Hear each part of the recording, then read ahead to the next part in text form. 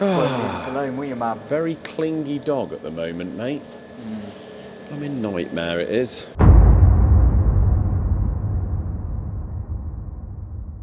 Trying to work. Put her back in your... Come on, Mab. In your chair, love.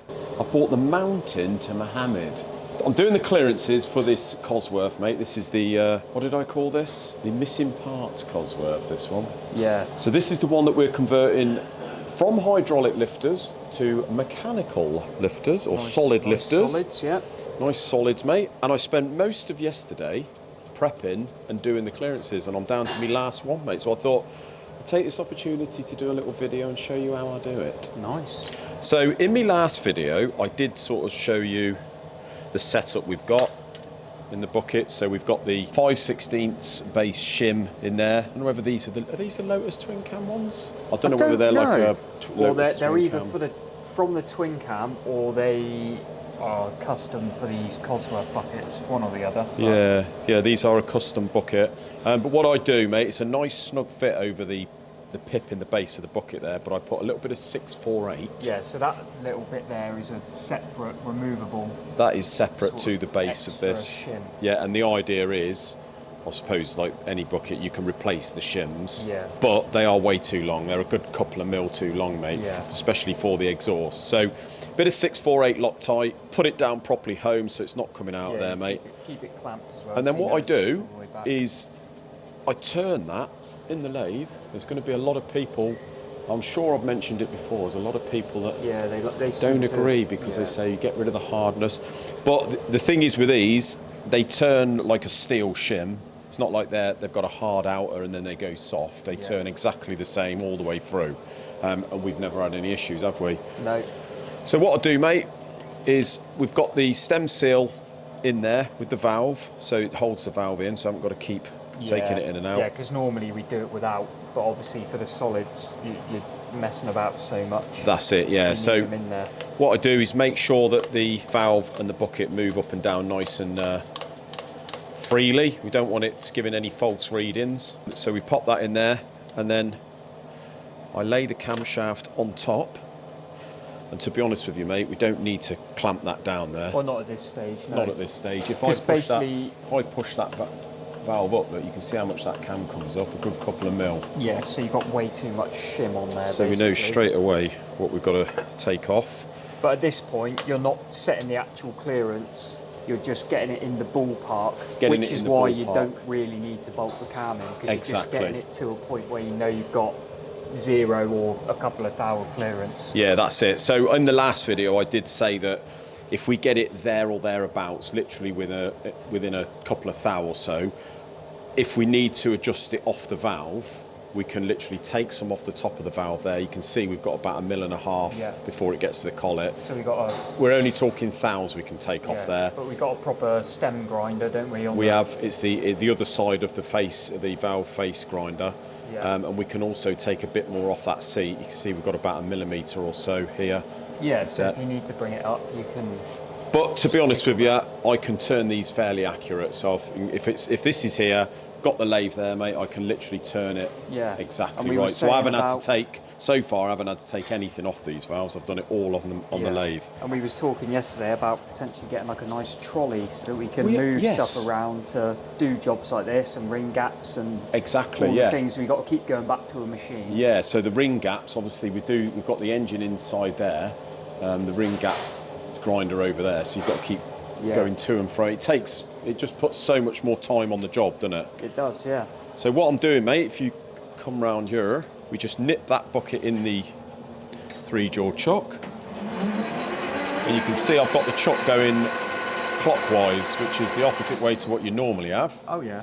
And the reason for that is because I'm using a boring bar here to take it off there. So I've ground it and set it so it's not going to touch the outer or the inside of the bucket on the outer diameter. You're basically, because you're removing material from the right-hand side, you need it running backwards, essentially. Exactly, yeah. So what I do, mate, is I just move the main slide over until it touches, and then we put the lock on there so this can't, because it's a tough material, if you don't lock this bed, what tends to happen is the whole thing can shift as you're taking a cut. And then what that does is make the thing either domed or... It can like take up the backlash, can't it? And yeah. So I'm just doing 5 thou cuts, going backwards by hand. And I've set the tool at such a way that it's on, the actual tool is set like that at a bit of an angle. So what that does is when I get to when I get to the centre, I set the tip of the tool very slightly lower than the centre of the job, and then when I feed it all the way through, because the back end's slightly higher, what it does is remove the pip from the middle, so you don't get any false readings.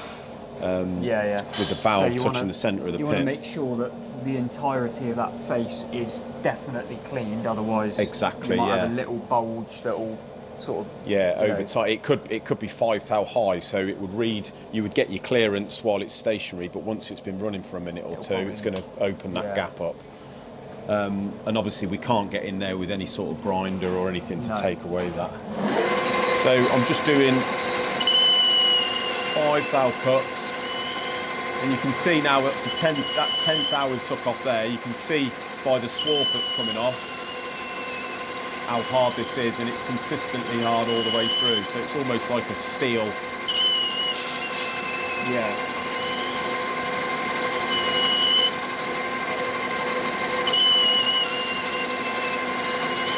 So you've got a couple of millimetres to remove. Got a couple of millimetres, but I'm going to probably take off like 70 thou, which is about 1.75 mil. And just to make sure we don't go too far. So obviously we can remove metal, but we can't put it back on, can we? Yeah.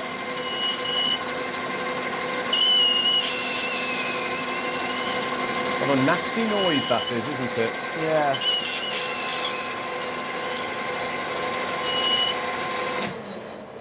So what I do is undo the bed, move it back, make sure there's no swarf in there, and I just check it. As I say, it is very time consuming because you don't want to go too far.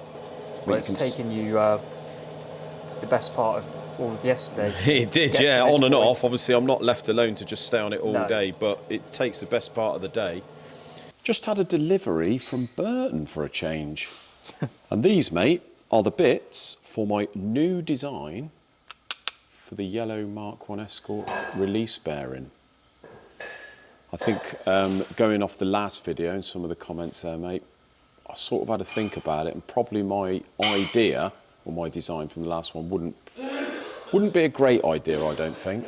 But I think this one will. But we'll come back to that in a moment. The old spring pressure tester. Yep. So the Cosworth over here, or what was the Cosworth. We've laid out all the buckets, got all the clearances correct, mate.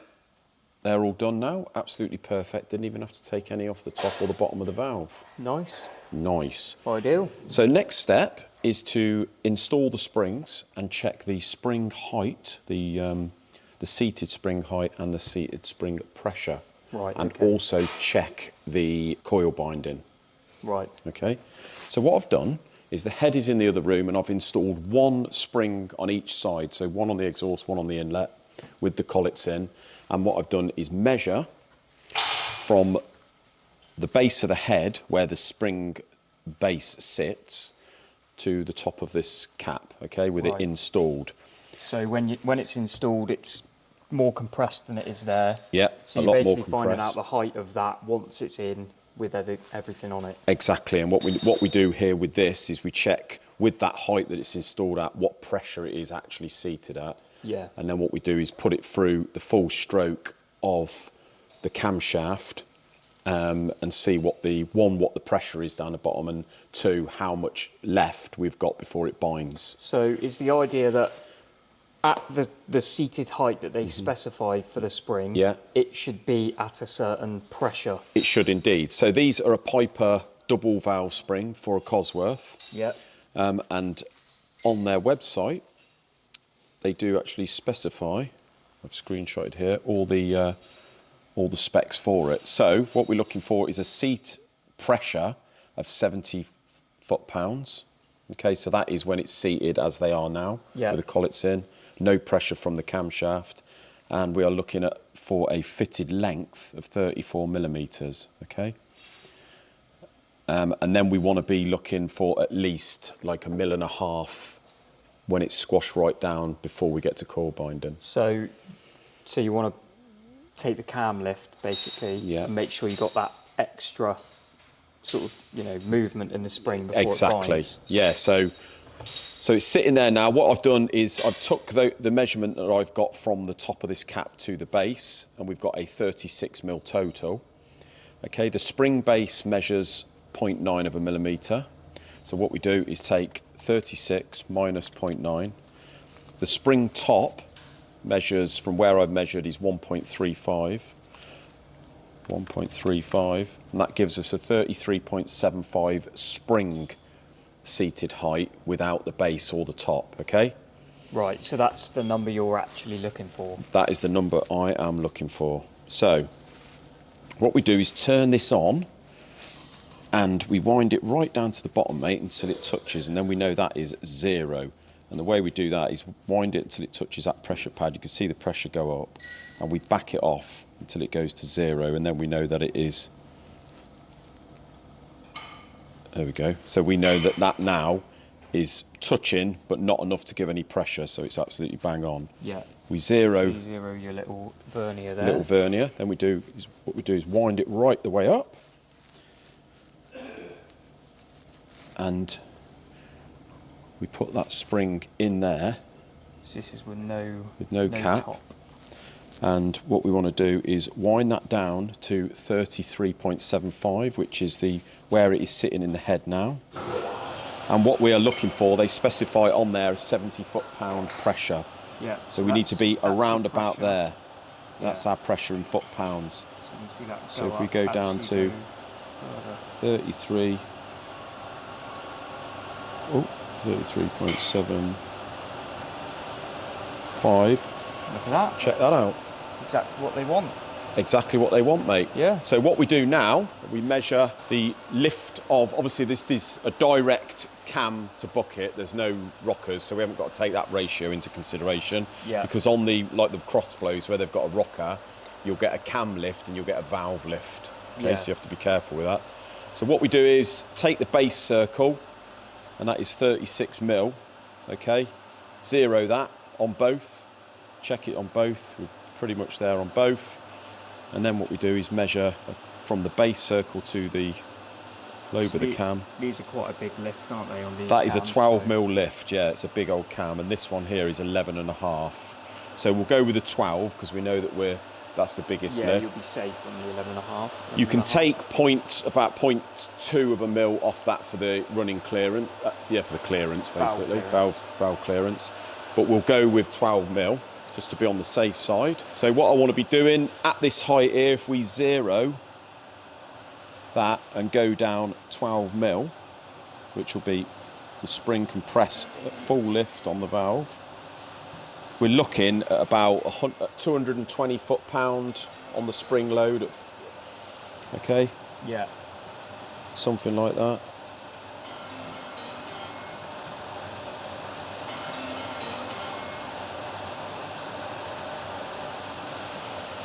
So we've got 212. So that's pretty good, mate. I suppose you've got to check is that it's not fully bound up at that point. So that'll be the next thing we check. So we've got between 200 220 foot-pound on the compress, which is perfect. That's quite mental, actually, to look at, thinking while the engine's going round, it's going to be compressing. I know, yeah, it's amazing, really. Level.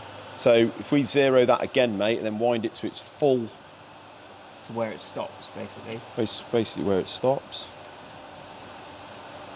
We've got getting on 4 mil extra, so absolutely bang on, mate. So it's probably like the more the merrier, really, for that, you know. It is, yeah. For coil bind. So yeah, great bit of equipment, this. Yeah. And it's well worth checking. Yeah. If you've got, if there isn't enough pressure on the spring, you know then with this that you'd have to shim it up from the bottom. Yeah. Or if you've got too much, you could machine off the cap. You could bring the valve back a bit, but it would mean doing the clearance again. So we're lucky in a way that some people also just shim them to increase sort of stiffness, or yeah, basically you want to. So if you want a bit of a stiffer spring without changing the spring, you can sort of shim it up a little bit. You can do, but you should. Springs don't quite work like that, so you could up the spring seated pressure. Yeah. But it doesn't necessarily mean when the spring is travelling that you're going to have as much pressure as you need. So it may mean that that's why you need to check the compressed pressure to make sure you've got enough pressure. Yeah. Otherwise, you end up with valve bounce and all that, really. Right, so you can check it, but it may mean that you need to upgrade the springs to either a heavy-duty single or a double. So that is that, mate. So that means I can go ahead now, install all those, and get the head on. Nice. Perfect. Right, just going back before we finish today to my design for the release bearing. Yeah. So I've been on Burton. Obviously, this one here is the correct release bearing for the gearbox. Right. But this is designed, because it's a flat front, to use the curly finger clutch cover. Yeah. So the fingers sort of do this and sit against the flat face. Out and meet it, basically. Yeah. So basically, the radius for the travel is on the finger rather than the front here. Yeah. But what we need, mate, for our straight finger type is this. So what you've got is a sort of radius here. They call it a round bearing, and that is basically designed so you've got the that correct. As the spring compresses, it sort of follows around that radius. Yeah, so the finger will follow around the radius and get the correct. Jumping up a flat surface. Exactly, and keep constant contact. Yeah. So that's the correct bearing. This, fortunately, is one that Burton do. So this is an aftermarket aluminium spaced out for that bearing carrier, but it's only spaced at 8mm. Right. So what we need is 12mm. Okay. So what I'm going to be doing is, and I'm not sure yet whether the internal is the same. If it's not, what I'm going to have to do is machine that off, make a stepped bearing carrier, bush, and make it 12mm, pop that on, and hopefully we should be all good. Right. Isn't it? Yeah. But yeah, fortunately they've got that. So basically our issue was that we got, because you wanted an uprated clutch. Because the straight finger one sits further back, we've got more. You've got a lot of gap. We've got 12mm too much gap. So is it that the clutch pressure plate we've got is designed for a later gearbox or something? Or? It is, I believe, an earlier type. Oh, an earlier one. Yeah. Yeah. So it doesn't quite marry up, which we didn't realise to begin with. No, but the problem we had was we could quite easily change the clutch cover. Two problems. One, we balanced that clutch cover to our crank assembly and flywheel, so, if you so it's all balanced. It's out of balance. Yeah, and secondly, the curly finger type in Helix uprated isn't available at the moment. Right. So it's a time frame thing. Yeah. So we're just trying to make do with what we can. Exactly. So, yeah, I shall probably get that sorted for the next video. Yeah. We'll stick it in there and probably go over with the camera, mate, and see if we get some pedal, innit? Yeah. Lovely. But that is it for another video. See you in the next one. Cheers, guys.